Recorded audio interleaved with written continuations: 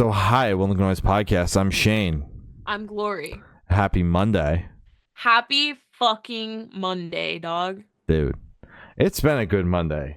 Mm-hmm. Been a good Monday. I'm feeling like it's gonna be another good week. You know, I had high hopes last week. You know, I was very feeling not the typical Monday vibes, and that's continuing into this week. I don't know. Good. Things are taking a turn. Last week the weather was beautiful. This week the weather is disgusting. It rained all It's day. awful. Dude, it's pouring right now. It's insane. I don't know what the fuck's happening. It was sunny and 80 this time last week. Now it's 40 degrees and pouring and gross out. Exactly. But my mood has taken a turn. Last week, I was in the trenches. This week, we up. We up. We up. We up. This week's gonna be it. I promise you. Oh yeah, it's something about April. Like at some point, my brain is just like the seasonal depression's got to end at some point, bro. Like I don't care what the weather's like. It's April, dude. Like you got to get over yourself and get your year started, bro. Come exactly. on. Yep. So yeah, man, we're up. We up. Went to a handful of shows this past week. I saw the Ghost Club in New York City and Philly. It was a good time both nights. The Burkharts opened both nights. They were solid. And the Ghost Club, man, they fucking ripped it both nights, especially in New York City. I was there with the team. And you know, we all kind of collectively turned to each other and was like, holy shit, that was fucking awesome. Philly, I was the only one out there representing from the team, but it was a good time. I hadn't been to either of the venues that I went to. New York City, that's no surprise. I don't venture out there very often, but Kung Fu Necktie, I was supposed to go there one time, but wound up not being able to go because I got sick. So there's just never really anything that passes through there, but I was glad I finally got to go check another venue off my bucket list, you know. So that was a nice little although when I got there, apparently there's like a bar on the second floor. Walked up there thinking, because that was the only open door when I got there, walked right up, and I asked the bartender, I was like, I'm with the Ghost Club, and he's like, I don't know what that is.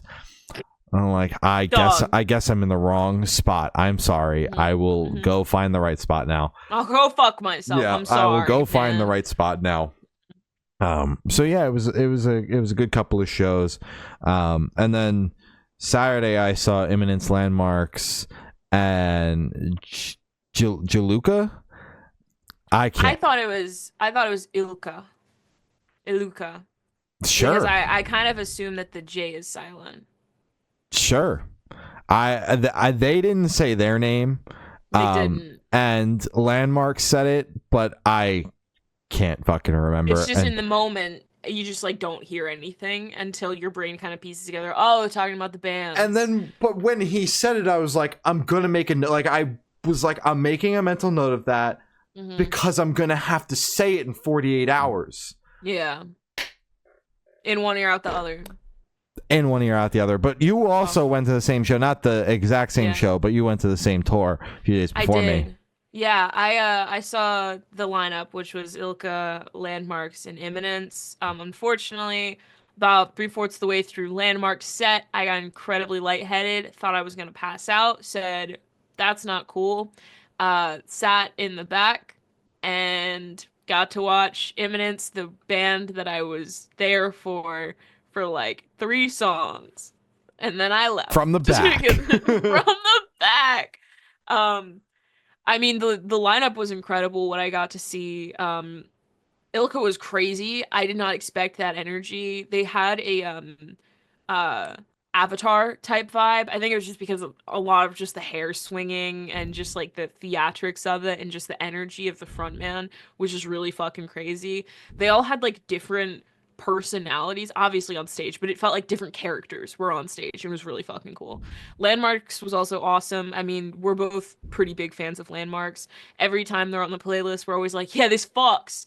So I was very excited to check them off my list.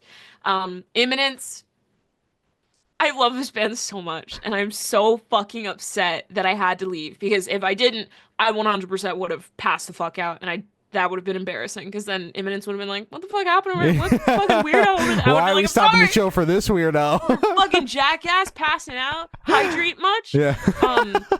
So, Imminence. God damn, dude. I saw 3 songs and immediately I was like, this is the best live band I've ever seen. Their stage production was fucking insane.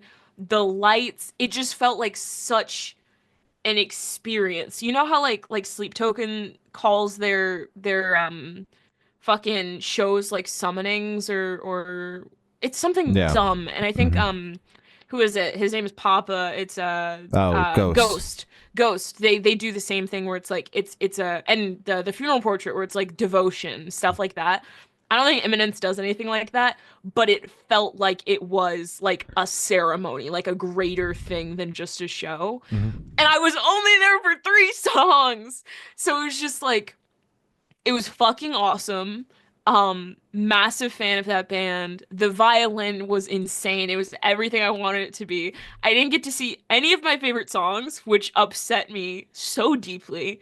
But it's okay because I'm gonna catch them the next time they come to Virginia. Next time the Swedish band comes to Virginia, Norfolk, Virginia, which is gonna be fucking when? Probably tomorrow. I don't know.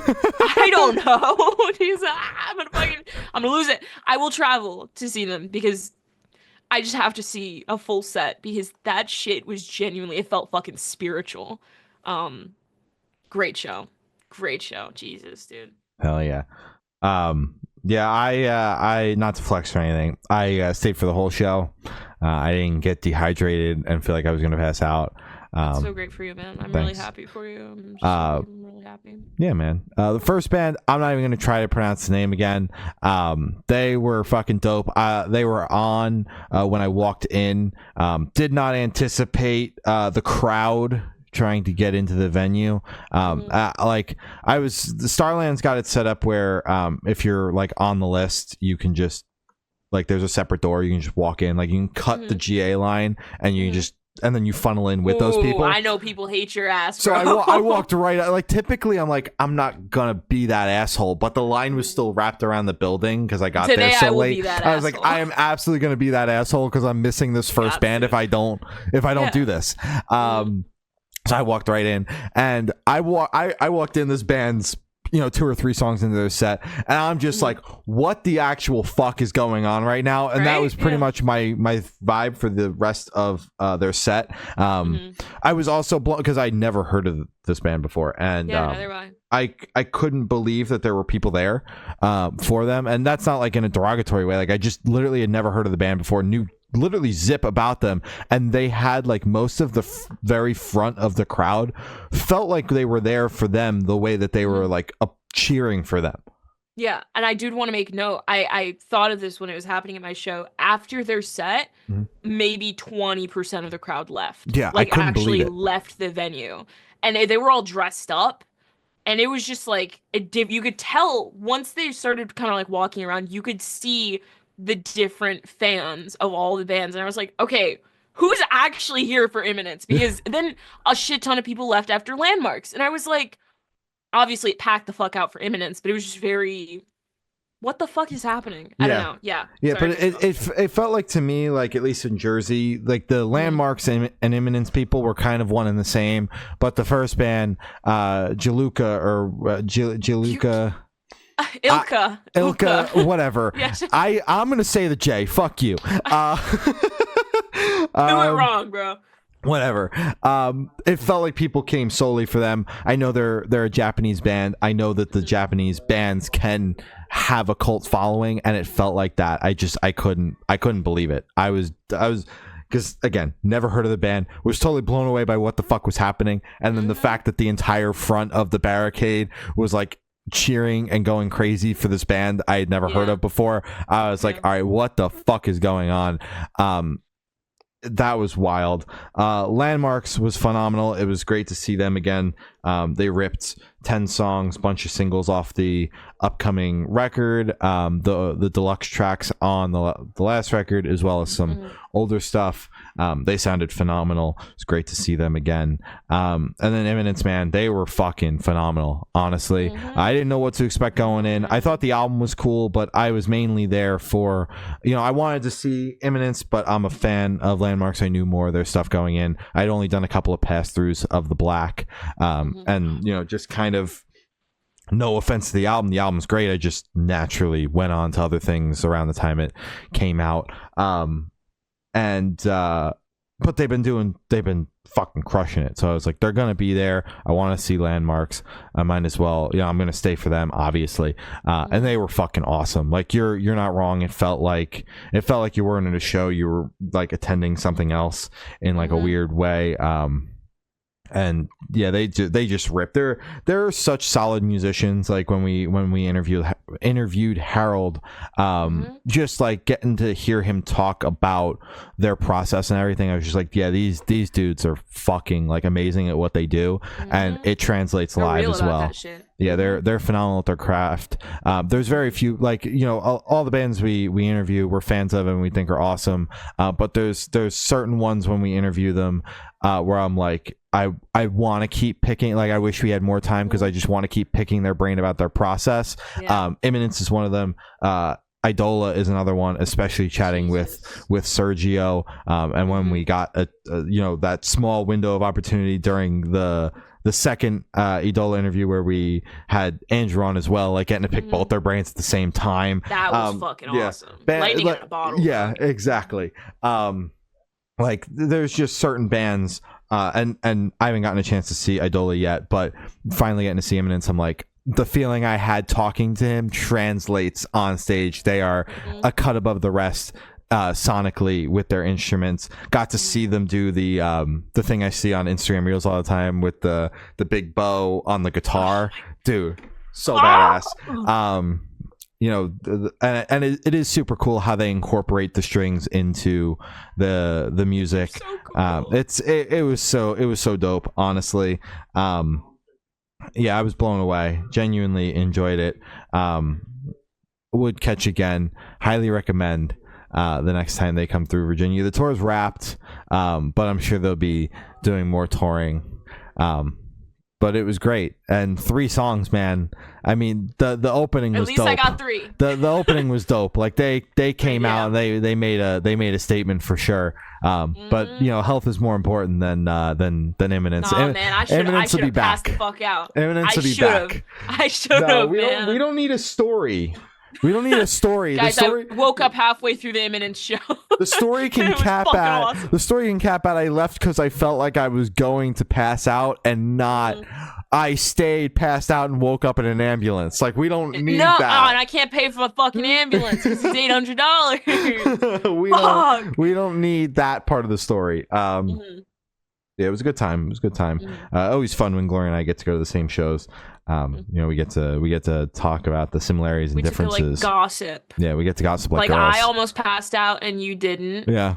Look at that. Wow. We had totally different experiences at the show. It happens every time.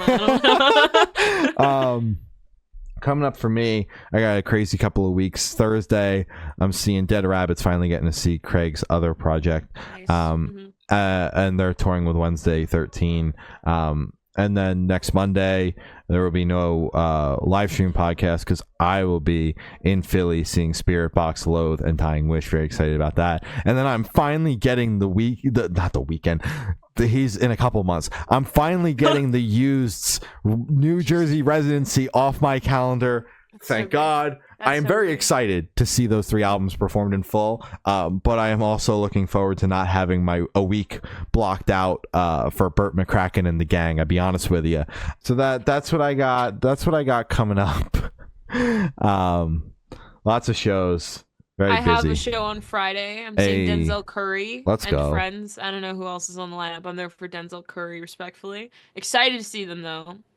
And then I have Silverstein towards the middle of the month. Yes, sir. Which is like Broadside, Real Friends, and Greyhaven.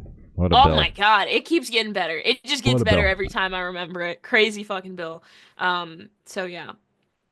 Hell yeah. Yay! Yay. Getting right into it. Yay. I know you're tired, man. Dude, I am fucking dying over here. I know. We are ripping right into the albums. We got a bunch of records that came out this week, even an EP and a buttload of singles, a whole ton of them. Kicking it off here, Air Drawn Dagger dropped their new album, A Guide for Apparitions. God damn, man. We spoke to Air Drawn Dagger, chatted with Maisie. It was phenomenal. Interviews out now. This album is phenomenal, genuinely. You know, I found this band on TikTok, randomly scrolling one night. Castle popped up on my For You page, and I was like, okay, wait a minute, what's going on with this band? Typically, you know, I'll see bands on TikTok. I just kind of scroll past. When I clock into TikTok, I'm clocking out of music. My entire life revolves around this thing, which I love. I love music. I love working in it. But when I go on TikTok, I just want to see funny shit. So I'm just baseball and giggles. Baseball and giggles. Glory knows what our For You page looks like. I clock in once a day just to post, and I'm like, fuck, more baseball. Yeah. Oh my god. Yeah, and that's what I want to see. But this band popped up, and Castle was so fucking catchy that I went ahead, I followed the socials, and then like a week later, it was like someone was in my phone. Their PR team reached out, you know, asking if we wanted to interview them. I was like, oh, like duh, like this part of the song has been stuck in my head for a week now. Obviously, we're gonna say yes. And we didn't get to hear the record going into the interview. We had only gotten to hear the singles. But you know, finally got to check out the album a little bit before it came out. And I was blown away, and I continue to be. I heard the record early, as I said, not as early as I would have liked to, but I heard the record, and I was still beyond excited for it to come out on Friday, because I was like, I'm not gonna spend a ton of time with the stream. The album only you know, it's only a little bit more time before the record comes out. I want to be excited for it when it comes out on April 4th, and I've spent my entire weekend with this record, like so much so that I was listening through the podcast playlist over the weekend. I got a head start, so that I wasn't taking care of it all today, and this record came on while I was out and about. And typically, if I've been spending a weekend with an album, I'll skip to you know, prioritize the other things. No, I just ripped this record again because that's how excited I've been about it. Genuinely, there's just something about it that I really enjoy. It's not overly heavy. Like it's just like a rock record. I mean, there's heavy moments, but you know, there's the Trash Boat feature. Like that song goes fucking crazy. Don't get me fucking started. Yeah, sorry. But it's you know, like an alt rock record for the most part. It's like, and we were talking about it a little bit today. I think it's like the haunting vibe behind it, because it is a concept record. Watch the music videos. The music videos are fucking dope. I watched them all. Oh my god, you fucking love this band. You're recommending music videos. I went all the way in. Like one night I was like, I'm just gonna watch all this band's music videos, because like I just kept playing Castle. One of my favorites off the record, by the way. And really, it's not like you mentioned. Dude, yeah, it's not like I mentioned the song 9 times and I haven't even finished my thoughts on the album. Yeah, I watched all the music videos, and then I watched the Teeth music video on Friday when it came out with the album, like all excited and shit. Oh my god, you're in the countdown chat. You're like, I wasn't that locked in, bro. I was a little late. Sure. A few hours I saw late. you in there, man. But yeah, this album just continues to blow me away. But it is like the haunting vibe. I think Maisie's vocal delivery is just so infectious. The choruses slewed across this entire record are phenomenal. That's what ultimately caught me about Castle, and continues to catch me throughout this entire record, is how catchy the choruses are. And, you know, the instrumentals are so tight. It's just a phenomenal album front to back. I love the way it opens with Hymn of the Hag. It really sets that haunting kind of vibe. This is a very ominous song to open it. Sancti Found, one of my favorites, hands down. Teeth. I honestly thought that I listened through the record, like I said, before it came out. And, I was like, I think my favorites are going to wind up being the singles. Like, no offense to the rest of the record. And then I started spending a lot of time with this album, and Teeth just absolutely continues to blow me away. Like, this is the song right now that I'm continuing to play. Like, I'll listen to it. I'll be listening to the record. I'll listen to that song. Run that shit right back. I'm listening to that again. Let's run it back. Song's fire. Cadavers is awesome. Maiden Mother Crone is another one of my favorites. I've been fucking with that song a lot. Castle, obviously, now for the 9th time mentioning it, I can finally say, how do you feel about it? I absolutely hate that song. I think it's the worst song on the record. I don't know. I'm kidding. Song is fucking phenomenal. It's the reason why I found the band. It's still probably my favorite song on the album. So catchy, and it's a perfect gateway into the band. If you're watching this review being like, why is this man so excited about this band, start with that song. Apparitions is awesome, and Bellyaches as the closer kind of feels like a fitting end to the album, because when we spoke about it as a single, we were kind of like, yeah, this song's cool, but it doesn't really fit as a single, and I think it fits in the spot that it's in towards the tail end, because it's not like all the singles were very punchy songs in your face, and that song kind of felt lackluster in comparison to how strong the singles were, the rest of them, but it makes sense being in that last spot to kind of close things out. All in all, very excited about this band, very, very excited about this album. We chatted with Maisie about the album. It is out now. Go watch the interview. It was phenomenal, and yeah, I could sit here and talk about this band all day. Favorite new band finding of 2024 so far? 2025. 25. Whatever. I don't even know what fucking year it is.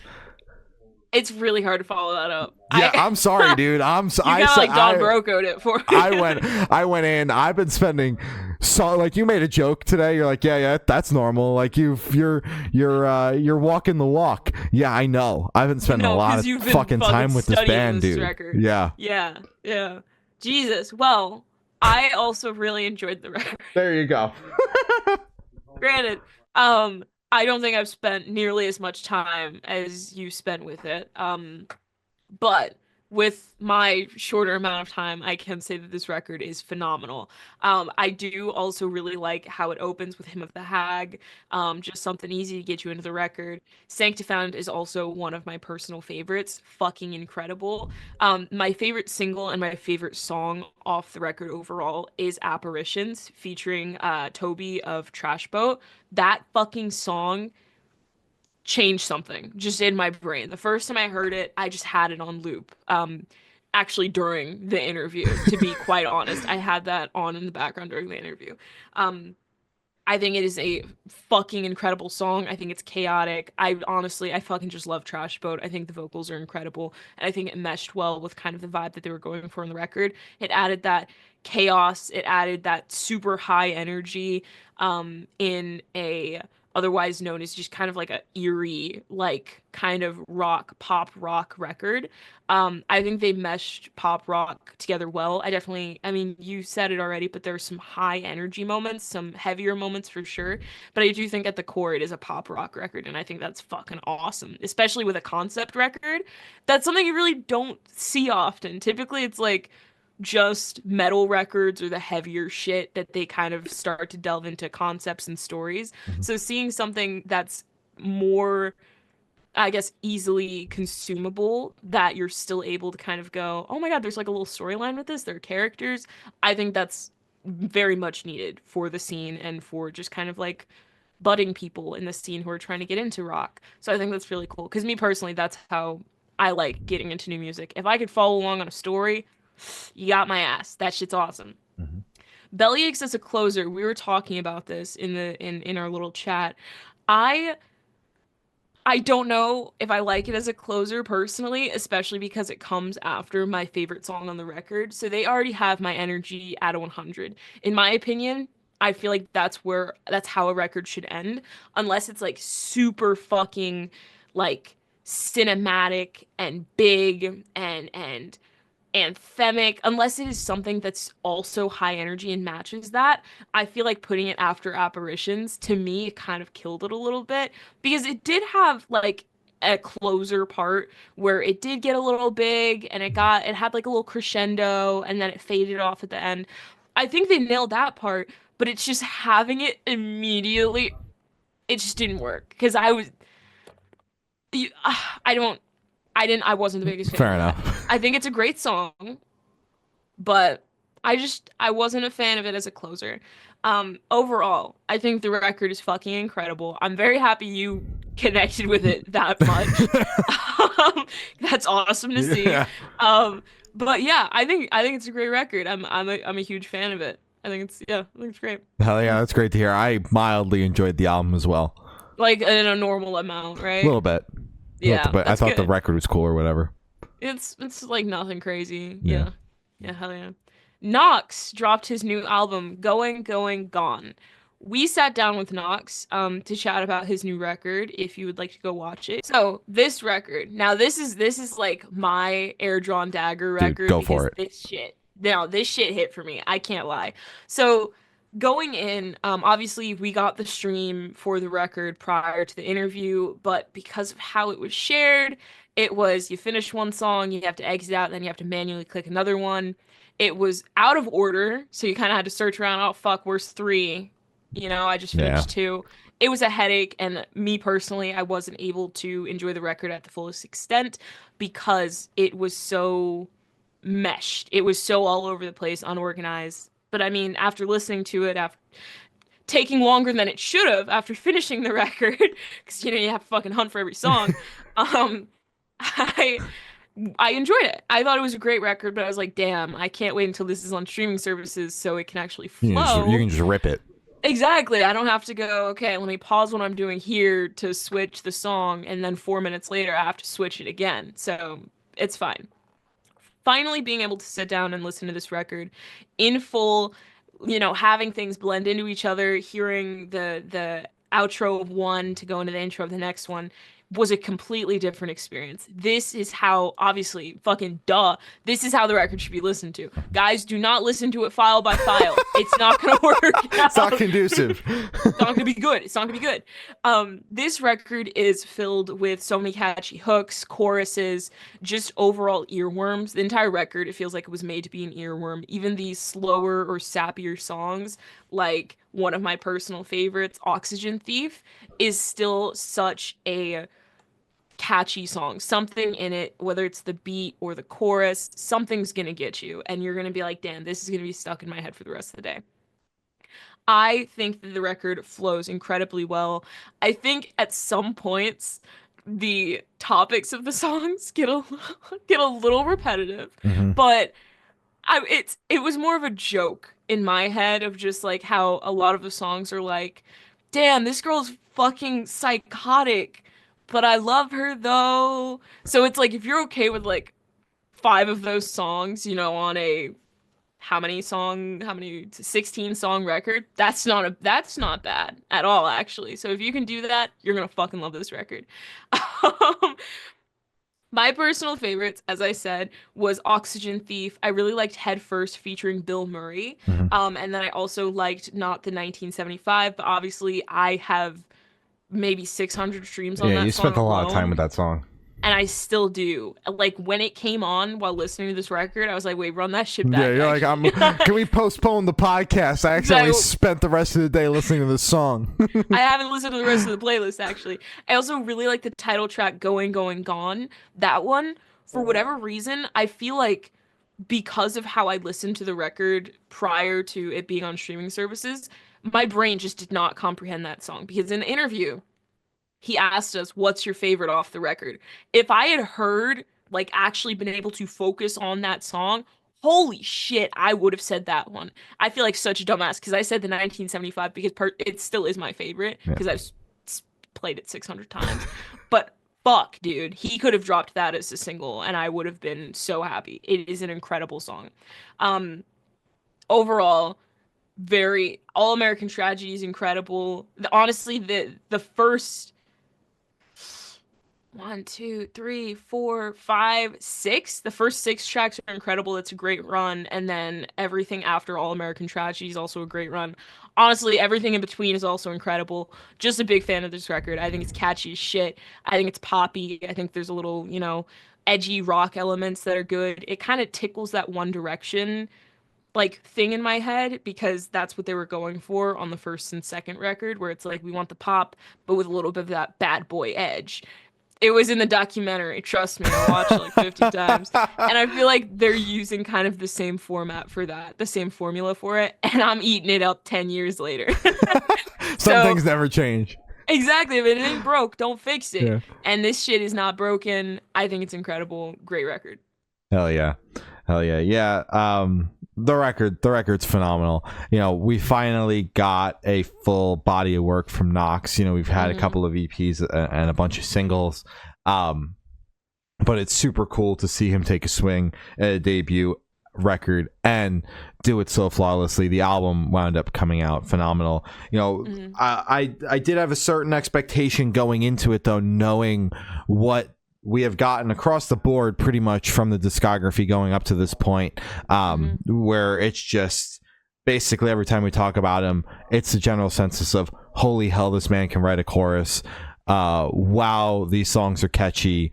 And when's the next one coming out is pretty much the general census. And holy shit. And the record is littered with that. I mean, it's just catchy choruses, catchy, like every single song clocks in at about that 2.5 to 3 minute mark, which is like the perfect sweet spot for like super catchy song with a very catchy chorus with the replay value, because that's basically what this entire record is. Even the slower songs are that, where it's like I could put each of these on repeat at different points depending on my mood, and just listen to it endlessly.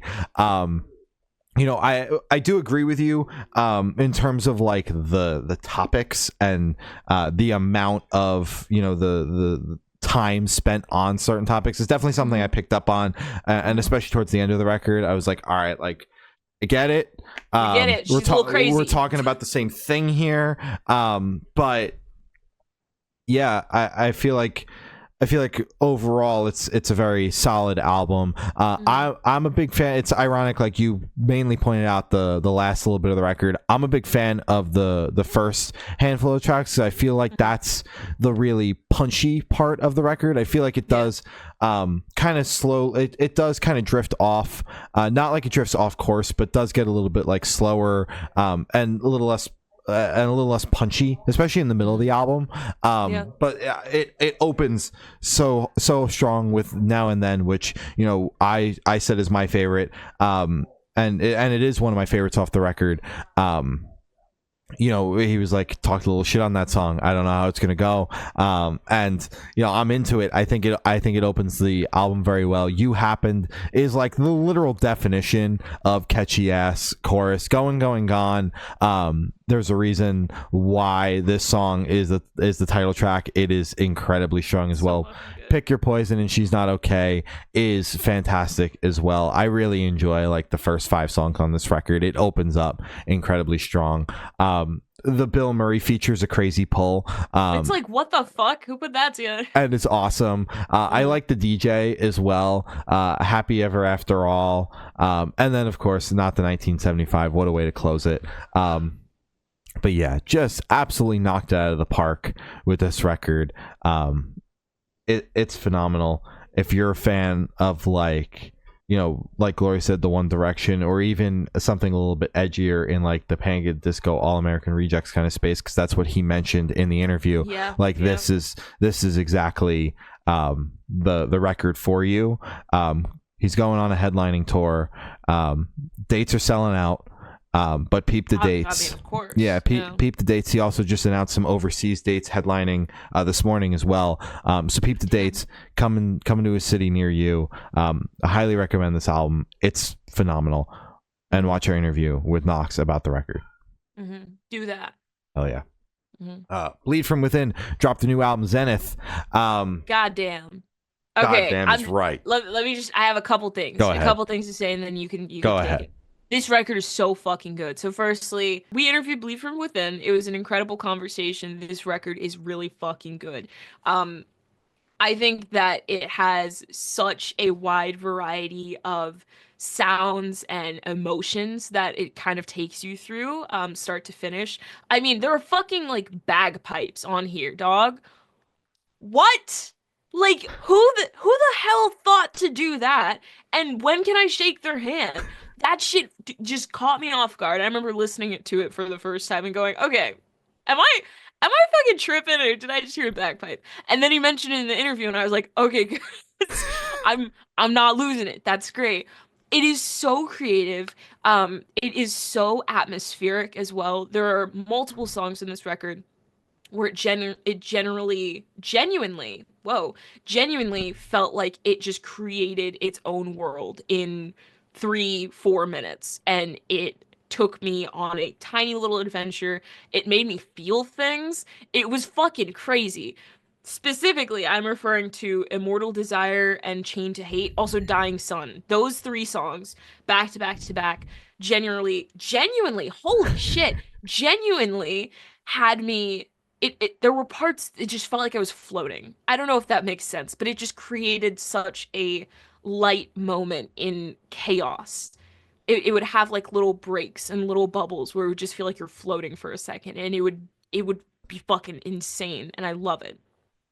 Heavy record, but it was able to balance the heavy and the light, the good and the bad, and it overall just felt like a big movie. But it was all audio. It made me visualize things, which is crazy. And I think honestly that is like the biggest compliment that I can give on a record. I thought this shit was incredible. Massive fan. I love weird shit in metal. You know, fucking Imminence. This, fuck yeah, I'll take it. Let's add more instruments to fucking metal, guys. Let's make it a little funky, please. Come on. Now, how Come the on. hell am I supposed to top that? You just said the fucking album's a movie, bro. Cinema. Cinema.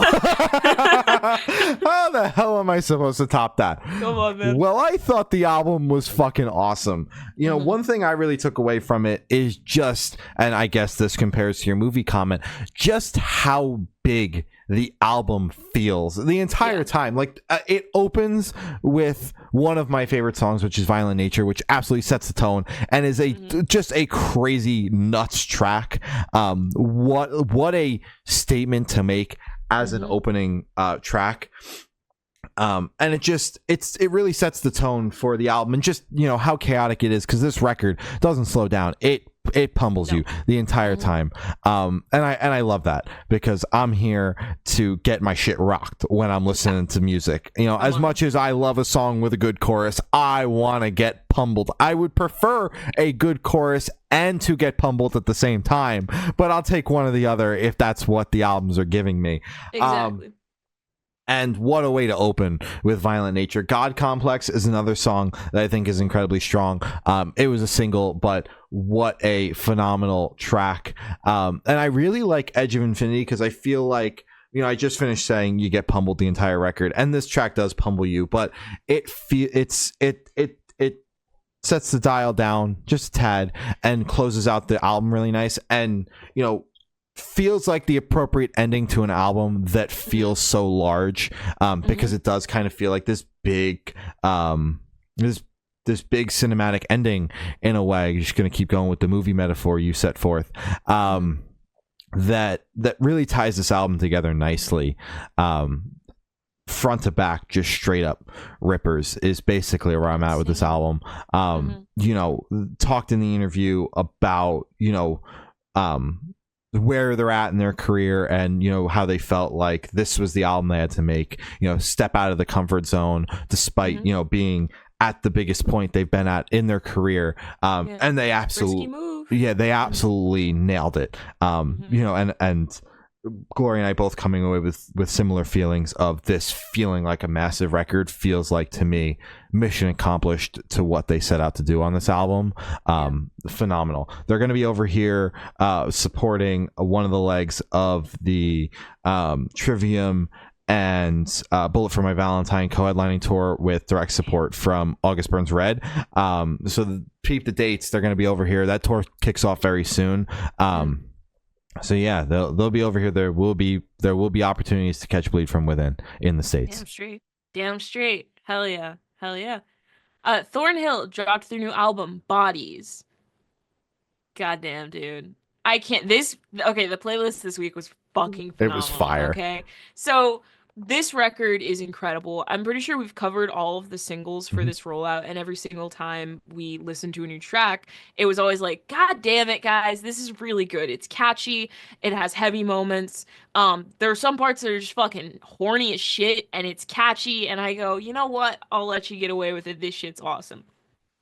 So I my short review for this record in our chat when we were just talking about, just the I was albums, up early this morning, so Gloria and I got to chat about the playlist before we did it. Exactly. So it was kind of fun. Yeah. So my short review, if you're only gonna make it like 1 minute into this video to know is this worth checking out, is this is like Turnstile if they were like more, in my opinion, if they were fun, um, if they were a little horny and if they were like a little heavier, is that what I said?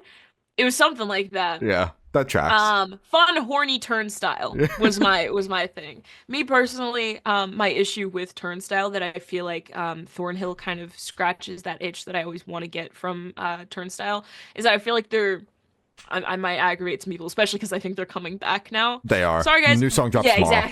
exactly. Sorry, guys. Is I feel like their music, their past music, the new stuff might be fucking fire. It always feels like just a little like one-dimensional. It doesn't go heavy enough for me. It just feels it's very chaotic, which is good. It scratches that itch for someone, but for me, I need a little bit more technical stuff, I guess. That's just me, and that's fine. I feel like Thornhill definitely scratches that technical itch. They have so many like little Easter eggs and ear candy while listening to the record, and that is what I like in my music. Um, it's so hard picking favorites on this record because genuinely every single song is fucking phenomenal. And I'm not trying to just say it just to say it. I mean that shit. Diesel, the opener is incredible. Only Ever You is incredible. I actually saved that one to my liked songs and added to it to like 3 of my playlists after listening to it for the first time because I was like, God damn. Um, Tongues is great. But I'm pretty sure that was a single. And same with Nerve, that was also a single. Both of those are incredible. I'm very happy that those were kind of put out first because it set the tone for the record perfectly. Um, and then Crush was also fucking incredible. Entire record is insane. How it opens, how it closes, phenomenal, incredible, wonderful. The energy on the record is fucking crazy. They go from kind of like, as I said, that hardcore turnstile, like almost like yapping dog energy in a couple of the songs to then just a typical, not typical, but you know what I mean, just the classic kind of metalcore song. They have a lot of pop elements mixed in there, pop rock. They cover all the bases while still also keeping it heavy while also palatable. It's insane. And it's all the songs are easy to follow. It's like I know exactly what you're talking about, or at least I'm able to draw my own conclusion to what this song means to me immediately. Halfway through the song, I can automatically connect it to something. Insane record. Love it a lot. Big fan. Big fan. Hell yeah.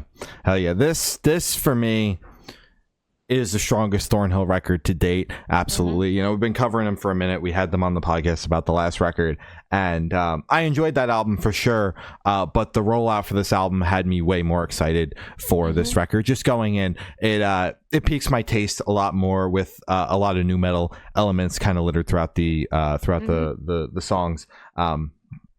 So I was excited to hear this album in full. I'm not really sure what I was going to get. Despite, spending time with all the singles, it was just kind of like reviewing for the podcast and on to the next thing. I think Thornhill's dope. But, it was just moving along. I try not to spend a ton of time with singles for albums because I don't want to burn the hell out of them. And I turn this record on, and it opens with Diesel, and this thing is fucking ripping from the get-go. It's insane. Yeah. Unreal. They're just going for your throat right away, and I love that shit. I love the way it opens with Diesel. Like, honestly, the 3-track run of Diesel, Revolver, and Silver Swarm. Silver Swarm wound up being one of my favorites from the album.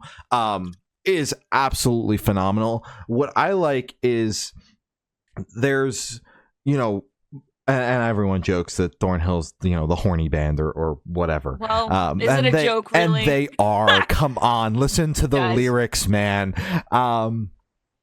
There are moments in the record, and it's not even full like songs. It's just moments in songs where the vibe comes down, it levels out for a second, it gets slow. And typically I'd be like, man, like what the hell is this? Like there's even an interlude kind of place in the song, in the album, where typically I'd be like, why the fuck is this here?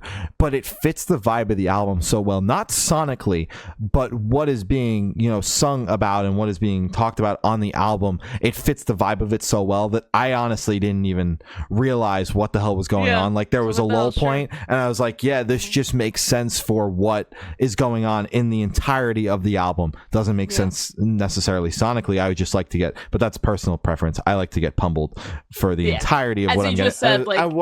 What I listen to, just across the board, just pummel me and then tell me it's over, and then I'll do it again. Just keep kicking me while I'm down. But it fits the vibe of the album so well. So I did want to give a special shout out to that and those moments throughout the record, because typically I'd be complaining about that very same thing, but it fits. I like it. I like the way the album closes with For Now. I think it's a very solid closer. Tongues for me is another ripper as well. Just so many fantastic songs on here. I came away enjoying this a lot more than I thought I was going to, honestly. And very excited for what's to come. They've got a headlining tour coming up. They're hitting the States, bringing over an insane package with them, which is VantaVoid, Ocean Grove, and Banks Arcade. Dude, it hits Jersey in a couple weeks. I will be there. I am so excited, and I'm even more excited now that I really enjoyed this album, because I was stoked on the support, especially seeing VantaVoid finally getting. We've chatted about all of those bands on the bill, so getting to see Ocean Grove, that last record was insane. Banks Arcade, and Thornhill was going to be the icing on the cake. Thinking the band was cool, but I came away floored by this album, so I'm excited for that whole package. Peep the dates like Lori's doing right now, and see if the bill is coming near you. What a tour. Scowl dropped their new album, Are We All Angels? I've been stoked on my own personal growth with Scowl, because I saw them when it was just like that first record, and they opened for fucking Limp Bizkit, and they had they had hype around them, but I heard that record and I was like, hey man, band's cool. I don't know if I get it, but that most recent EP had me excited about the band. That's what ultimately made me flip the I don't get it to yeah, I get it. I understand why people think this band is dope. We're able to get a little bit more production around the songs, and this is an extension of that. I think that this album is fucking dope. There's plenty of heavy in your face moments, but there's so many melodic elements, and typically, like for me, a hardcore band that like does a bunch of really melodic stuff, I'm like, okay, why? But it works so well for just the overall vibe of the album. I almost feel like it matches the cover art in a sense, like in a weird way, where it's like, yeah, there's heavy moments, but there's plenty of moments where they take the foot off the gas, which I dig. I love Not Heaven, Not Hell. Suffer the Fool, How High Are You is probably my favorite song on the record. I especially like the little play on words that they have with the like, hey, how high are you? The entire time I was listening to it, I was like, what are they actually what are they saying? And then I looked at the fucking track and I was like, oh my god, I'm not fucking losing it. Okay, sorry. I like that little play on words. I think Babe is awesome. Fantasy as well. Fleshed Out. Dude, I could sit here and name most of the album.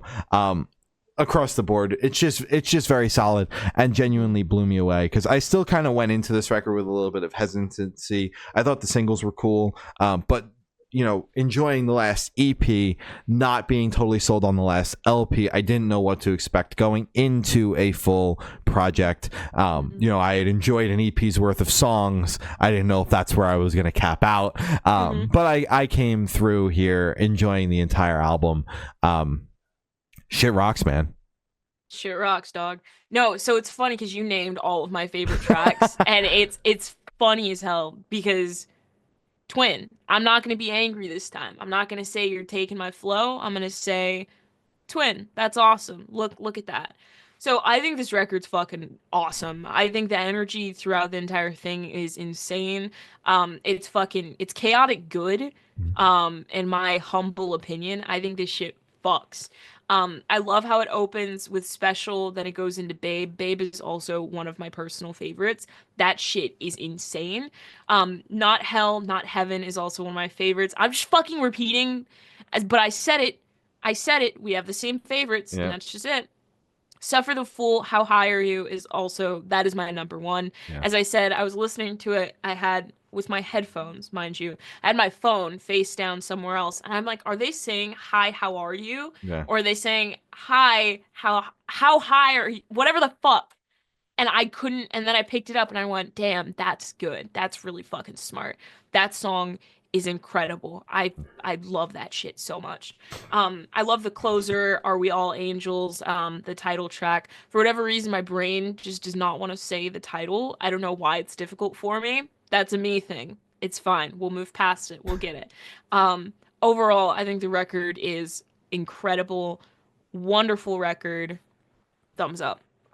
Hell yeah. Mm-hmm. Hell yeah. VantaVoid dropped their new EP, High Wire. Damn. Dude, I thought we were never going to hear from this project again. For those of you that forgot, this was a project with Crank That Frank and Tyler from Makeout, which popped up in the pandemic, and I thought it was super dope. And then they just like disappeared. And I was like, okay. Yeah. It was fun while it lasted. A couple of great songs came out of it. Oh, yeah. And then on April Fools, they just posted randomly that they dropped an EP and it wasn't a joke. So I immediately added that shit to the playlist, so I didn't forget about it by Friday. And I was excited going into this because I remember really enjoying a lot of the songs from the project during that time. So seeing they were back, I was like, damn. And like weirdly enough, I just like thought about the project a couple weeks before that. I was like, I wonder what happened. I think you mentioned them to me, and you were just like, "Man, you think of VantaVoid?" It wasn't like that, but you just mentioned them just in passing. I was like, "Huh."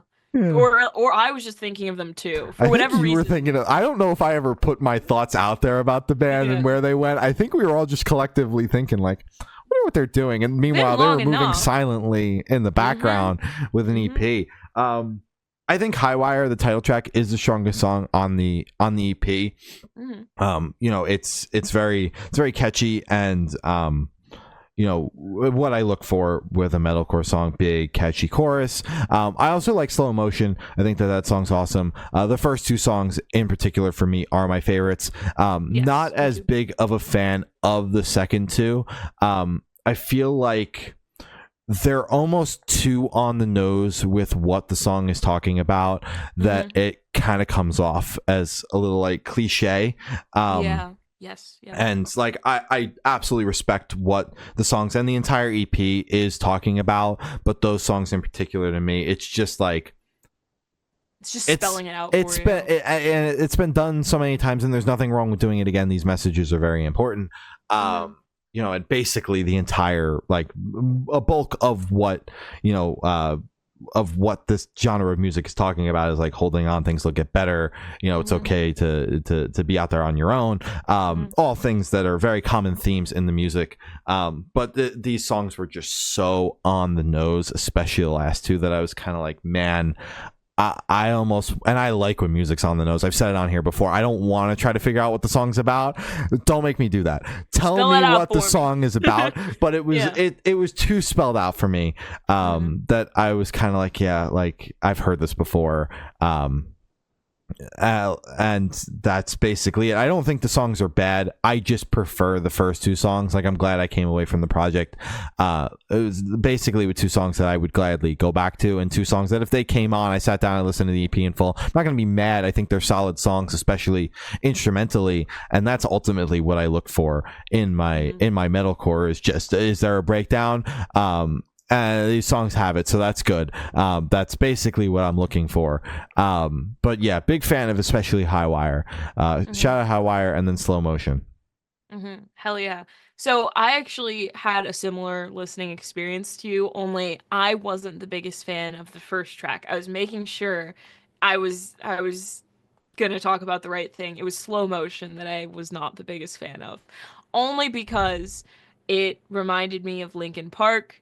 That might be a good thing to some people because you liked it and that's your type of music. Not Mhm. Linkin Park specifically, but kind of that new metal, the rap plus, metal hybrid. Personally for me, it's not my cup of tea. Just not my style of new metal. So so off the bat, I was like, "Fuck, VantaVoid, no!" Because I automatically have a very soft spot for this music project. Obviously, fucking look at me. Look at the things behind me. I grew up listening. I grew up watching Crank That Frank, and I grew up listening to Make Out. Mhm. That's just that's just how it is. It's just the way I it When is. we got the Makeout interview with Tyler specifically, I was shitting my pants because Yeah. I was like, "Oh my God, this man is the fucking brains behind one of my favorite bands ever at the time." If you watch the interview, don't watch it. If you watch the interview, you So will literally see me just like tweaking the that entire interview, that time. interview was so long ago, It man. was so long ago. I was so nervous in that interview. I couldn't find the word chorus. And he had to say, "Are you talking about the chorus? You're trying to say I can't chorus, believe you right?" remember that. Oh man, Dude, I think I about it every day because I was like, blocked the blocked that part out. where I think it went I was trying to like the part where like the vocals do like the big thing, when they do Lisa, and he's like, "You're talking about the harmonizing in the chorus?" And I was like, "Fuck, man, I'm sorry." So, sorry about that, Tyler. I know, musical words now. Let's talk music. Yeah. Please. VantaVoid, come on the podcast. I won't be a dumbass this time. So obviously seeing that they're back and that they have new music out, I was very excited. So off the bat, the first track had me a little disappointed. I was like, fuck, like, damn it, I really want to like this project.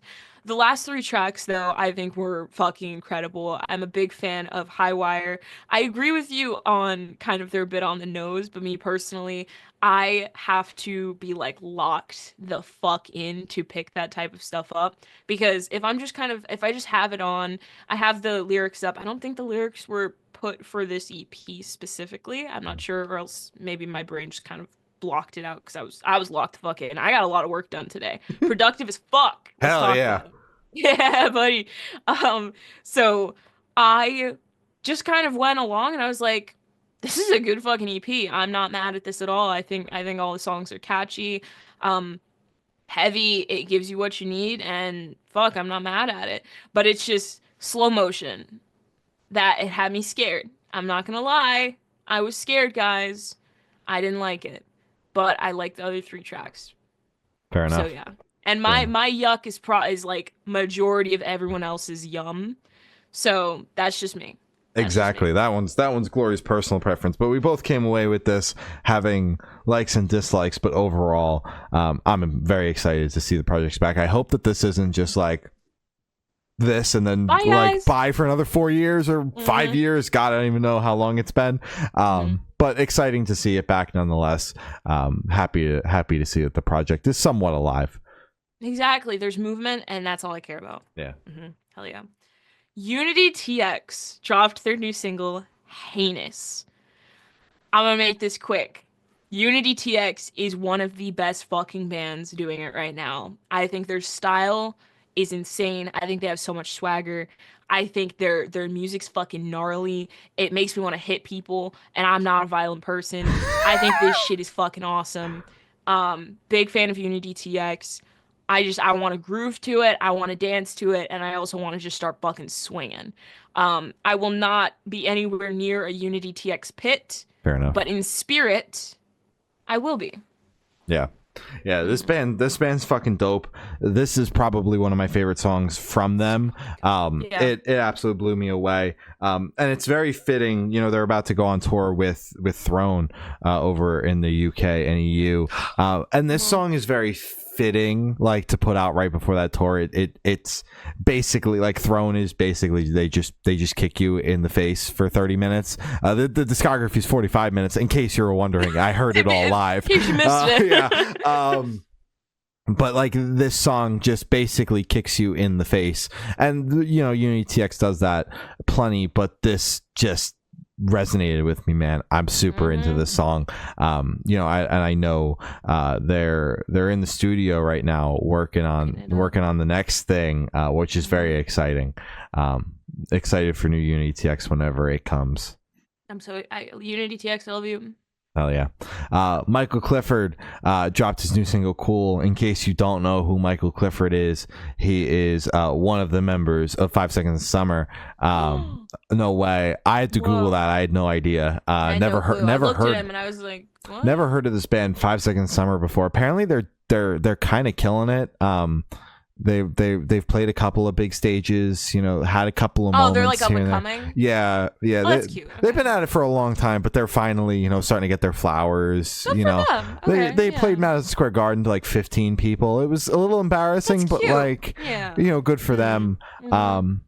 So yeah. Now we're at member number 3 of 5 Seconds of Summer that has now started solo music. Where's Callum? They're all one by one doing solo music in between records.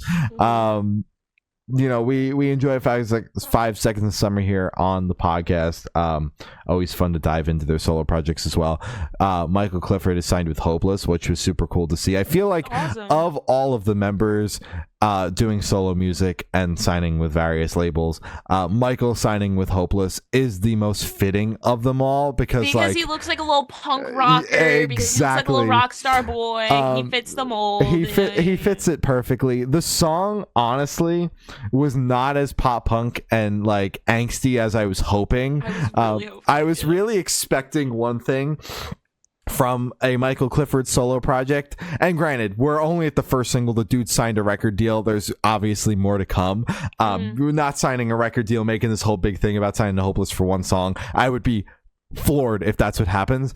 So there's still plenty of chances to do that, but first single out of the gate, that's what I expected, because that's just kind of been his brand the entire time of 5 Seconds of Summer, doing what they do best. But the song is cool nonetheless, no pun intended. The song is pretty awesome, and you know, all of them are fantastic songwriters and fantastic musicians, so each of them doing solo music. They've each done different things, but they've all excelled at what they do solo. So I wasn't expecting the song to be bad by any means. I was just expecting a pop punk angsty anthem, and what I got was a pop song. It was a pop song, and it ain't bad, but it's the most like 5 Seconds of Summer of the solo projects. It is, because the other ones have been very indie. Exactly, Luke. Yeah. Yeah. Yeah. Ashton's project was on the more pop. Well, no, it was like indie pop. Yeah. It was, they're all kind of trying to do. It feels like they're trying to take a step away from 5 Seconds of Summer and just be like, no, I'm doing my own thing. Where Michael's just kind of leaning into it. I was like, this is me. I like making this music, so why the fuck would I stop? Yeah.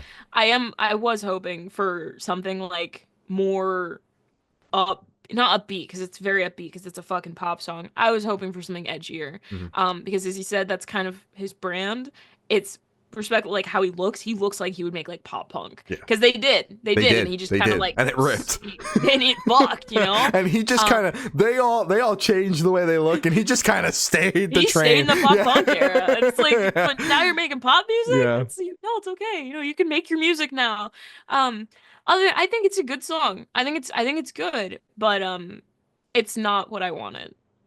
Fair enough. That's it. Yeah, I think it's still good though. Rise Against dropped their new single, Prize Fighter. Rise Against. This was miles better than the last single. That last single was genuinely like, and that song was Nod, by the way. That song, we both looked at each other and were like, yeah, nah, this ain't even remotely it. This song is a step in the right direction. I think the chorus on this song's a lot stronger. I think that this song would have been a stronger first single, because I just don't understand Nod. Maybe I will in the context of whatever's coming, presumably an album. They're out doing a massive tour right now with Papa Roach. I thought that this song was better. Still not entirely sure what's going on with this era. It's not my favorite that Rise Against has done across the board, that's for sure. But in the context of the couple of songs that we have so far, this is the better of the two. A step in the right direction for sure. I didn't want a repeat of Nod because I still really don't care for that song. It's come on in passing since we covered it, and I'm just like, yeah, I don't get it. Song's okay. Step in the right direction. I wanted it to be better. The song went from bad to it's aight. Yeah. Yeah. That's like my review. I mean, yeah. I just don't think I'm the biggest fan of Rise Against, and it kind of sucks because they're like one of those bands, you know? Yeah. But hey man, I already don't like Linkin Park, so fuck. What's another jewel to my I'm not like the other alternative people. I hate the popular bands. Fuck man. I mean, the mixing sounded better this time. It didn't sound I could pick out the guitar. Last time, that was a little bit of a challenge. This time, I could hear it. And the song was just a little bit stronger. I think this band's phenomenal.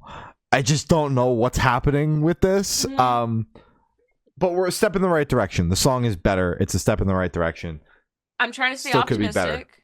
My mind and my heart is still open for Rise Against. I haven't shut it down yet. Linkin Park, that door's closed. Rise Against, I'm giving you more tries, more chances. I want this to work. Baby Metal and Poppy dropped their new single From Me to You.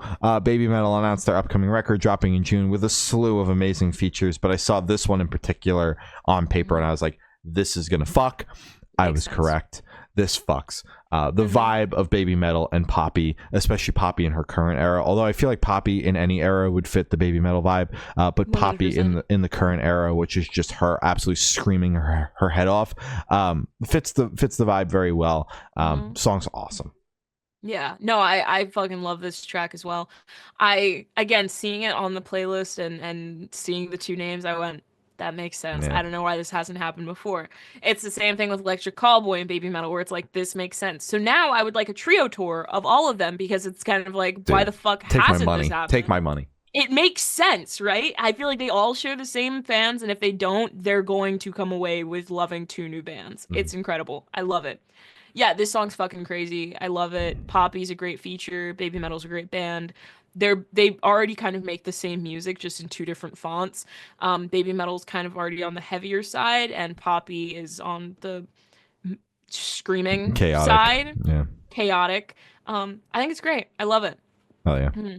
Stan Atlantic and Lauren Sanderson dropped the new single "I'm the Man." I fucking love Stan Atlantic. This song fucks so bad. It's incredible. Yeah, this song fucks. It comes off the upcoming deluxe edition of their album Was Here. I'm very excited for that. Only a couple of new songs coming alongside it, but that was one of my favorite records of last year. This is an extension of that. This song is phenomenal. Stan Atlantic continues to knock it out of the park, that's for sure. And stoked for more. Damn straight. Hell yeah. Games We Play dropped his new single, Oh, How I Want You More Than Anything I've Ever Wanted My Entire Life, in parentheses, Wonderwall.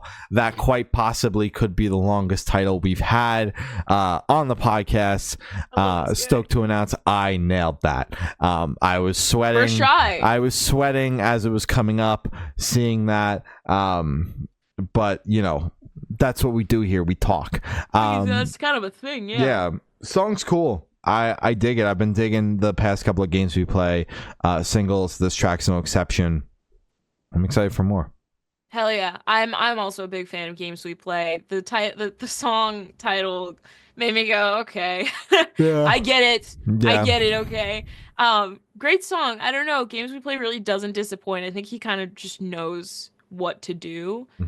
Catchy as shit. It has very good parts. It has a little strip back part. It scratches that little itch that I feel like a lot of those like classic pop punk songs have, where it kind of takes a break and like a little breather and then it picks right back up again. Love that shit. Big fan of this song. Hell yeah. Static Dress dropped the new single Face. I fucking love Static Dress. This feels like kind of like a not slower but less chaotic version of their music, and it caught me off guard a little bit because Static Dress, I usually associate them with like super fucking crazy ass shit, and this one was like heavy and it had energy, but it wasn't like making me go, what's going on here? It was just like, more palatable, I guess. I don't know. It was a little weird. I fuck with it though, because it was still heavy, but it was just kind of like it's missing a freak, I guess, you know? I don't know. Fair enough, fair enough. Yeah, they maintained that that in your face energy for me, because it's just something about the production that comes with Static Dress that inherently just kind of puts it in your face. It's very like fuzzy in a way, hard to make Static? out. Yeah, ironic. Very hard to make out everything going on in the song in the first listen, which is always something that's kept me on my toes with this band, because there's certain songs that I get more time with than others ahead of time, which gets to dictate my thoughts on it, because pretty much across the board I need to spend multiple listens with the song to even know what the hell is going on. I think the song's cool. I'm excited for more. They're coming over here to headline, which is very exciting. The band's been crushing it, and just excited for more Static Dress across the board. Damn straight. Tetrarch dropped their new single Cold off their upcoming record dropping in May. This is one of my favorite single so far. I've been digging all of the songs, because it's very nu metal-esque, and I love that. But this is like, just this song came on and I was like, I feel like I'm listening to a Korn song with how down-tuned all of the instruments are, and I love that. And Korn also has a song called Cold, which is badass. But yeah, I really enjoy this. I love the vocal delivery as well. I feel like it all blends together very well, and I'm very excited for this record. As I've said on here before, I found this band a long time ago opening for Atreyu, and there was nothing from them since. So this is a pleasant surprise, this album cycle, and I'm excited to hear this record in full next month. That's a name I haven't heard in a long time. Yeah. Atreyu, shout out Atreyu. No, I remember my first thought while listening to this track was, damn, this is a fucking ass shaker. I don't really know what's going on, but this beat just makes you want to fucking sway or just like nod your head or something. Fucking kick ass. I love it. Great track. I really like the energy off of it. It, like, lyrically, I haven't quite, gotten into it. But just the tone and overall delivery of the lyrics feels like kind of like a fuck you. Like, I don't know, just like wagging a finger in someone's face, and it's awesome. I love that shit. Great song. Sleep Token dropped a new single, Caramel. I didn't like this one. It's heavier, so they're finally like listening to us, which is great. But Sleep Token, it just kind of pissed me off, man. I don't know. I saw like a video of them, and I just got fucking mad. I was like, I can't even. So, looks aside, past discog, everything aside, I thought this song was okay. I liked the heavier parts. I think he screams in it a little bit.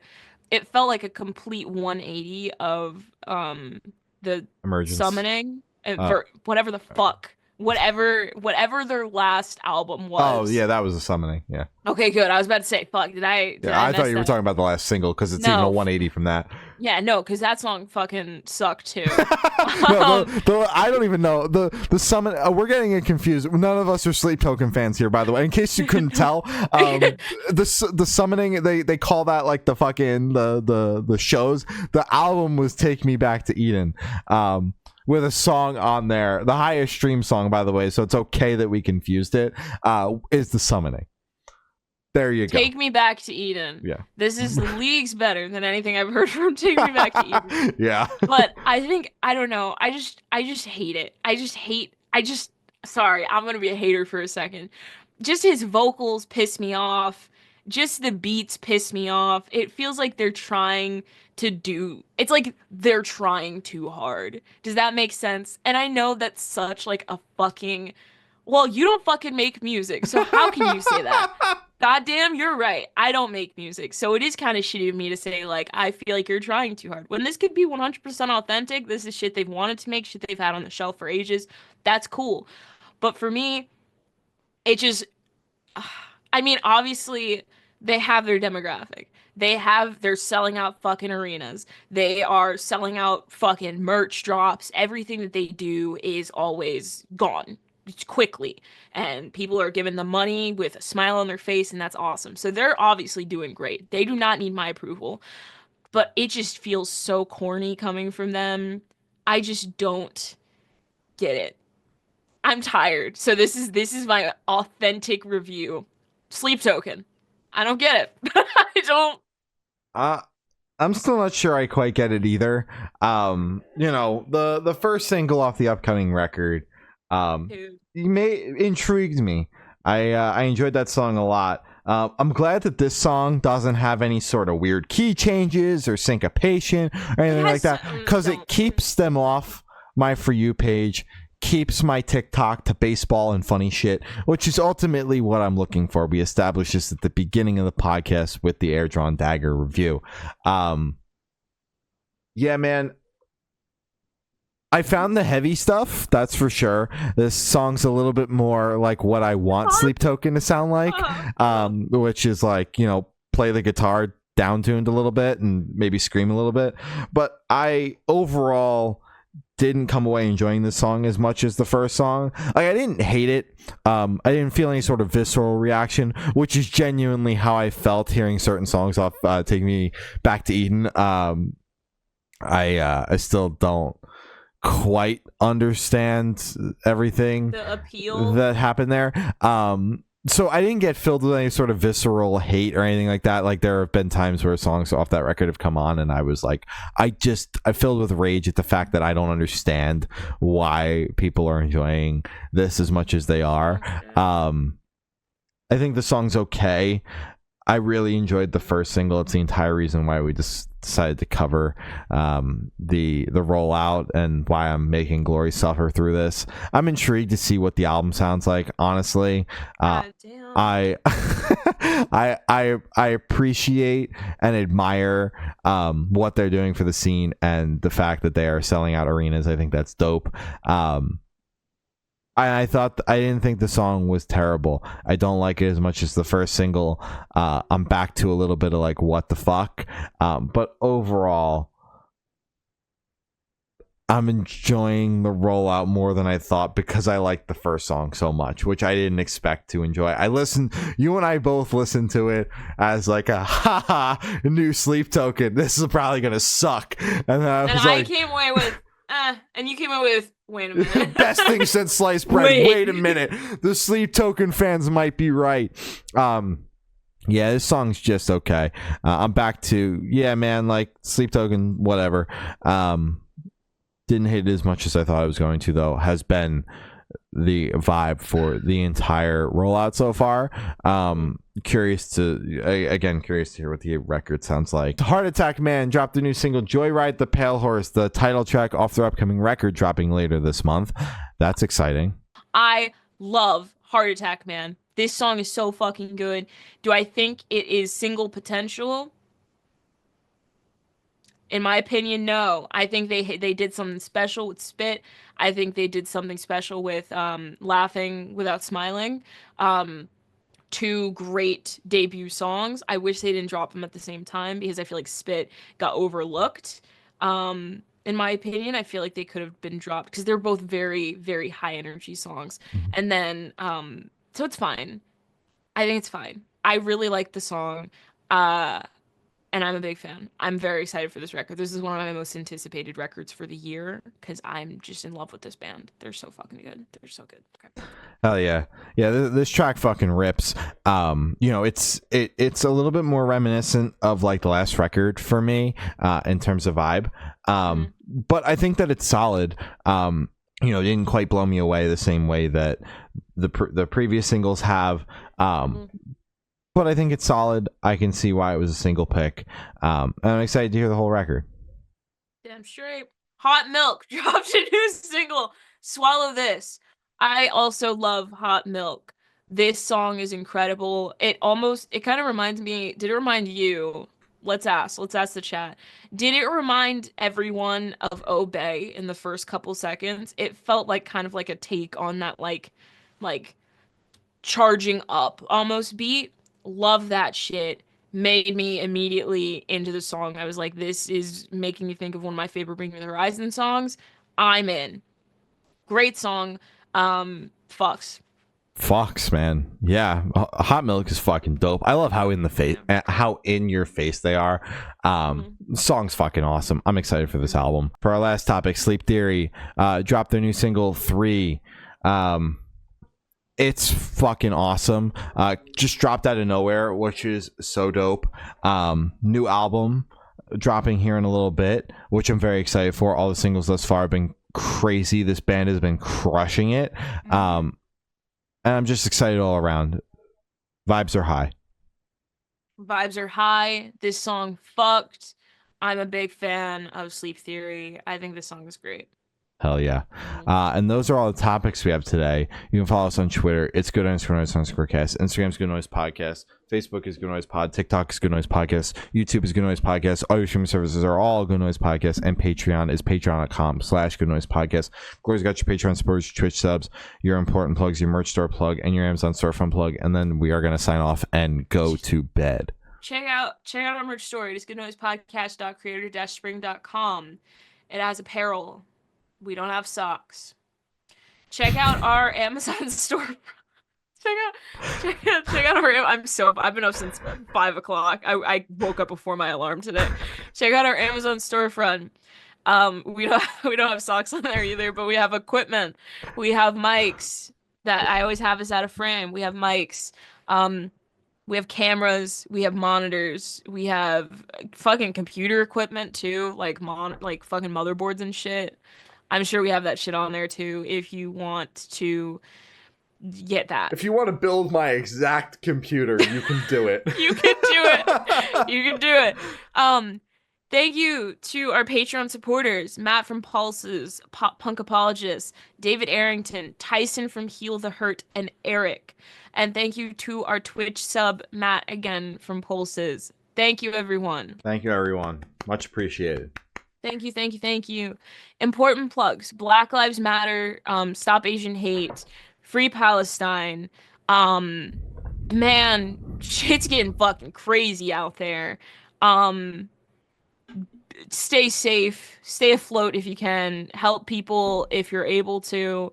Damn, it's getting fucking... It's fucking scary outside. So yeah, just be kind when you can. Spread love, not hate, you know? So yeah, just be kind at shows too, because that's where we all go to unwind. Don't be a fucking jackass at shows, man. If you're a fucking asshole, man, fuck you. That's my plug. Hell yeah. Well, that's all we have today. I've been Shane. I've been Glory. And we've been the Good Noise Podcast. See you next week. Bye.